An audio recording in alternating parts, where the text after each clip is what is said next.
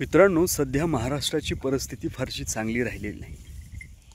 आपण जर पाहिलं तर आजूबाजूला घडत असणाऱ्या घटनांकडे बारीक लक्ष करून जर पाहिलं तर प्रचंड मोठ्या प्रमाणात असणारे भ्रष्टाचार चालू आहेत। महिला माता मावल्या सुरक्षित राहिलेल्या नाहीत आणि त्यामध्ये जातीय वादाचा वानवा पेटलेला आहे। त्यामध्ये किती निष्पाप लोकांचे बळी जाणार आहेत सांगता येत नाही।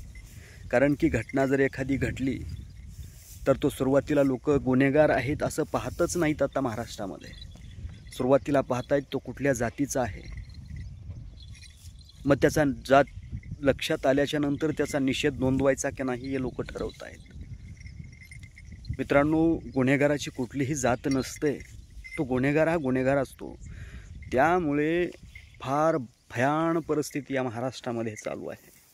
राजकीय लोक तर त्यांची पोळी भाजून घेण्यासाठी तयारच असतात। त्यांना काय करायचं, लोकांनी आपापसामध्ये किती द्वेष लोकांच्या मनामध्ये या लोकांनी पेरलेला आहे हे खऱ्या अर्थानं कळणं आम्हाला गरजेचं आहे। नाही तर येणारा काळ आपल्यासाठी भयानक असणार आहे। संपदा मुंडे नावाची ताई या बोरसटलेल्या व्यवस्थेचा बळी ठरली। याकडे सुद्धा सर्वांनी लक्ष दिलं पाहिजे। ही परिस्थिती उद्या तुमच्यावर येणार आहे, आमच्यावर येणार आहे, सर्वांवरती येणार आहे। या गुन्हेगारांना शिक्षा होईपर्यंत लढत राहिलं पाहिजे।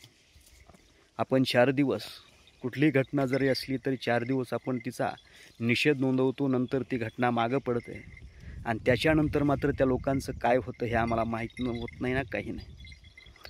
अशी वर्षानुवर्ष चालू आहे। हे जर आपल्याला वातावरण चांगलं करायचं असेल तर तरुण बांधवांना त्यामध्ये उतरलं पाहिजे, सर्व गोष्टीकडे लक्ष दिलं पाहिजे, तरच खऱ्या अर्थानं येणारा काळ हा चांगला असणार आहे।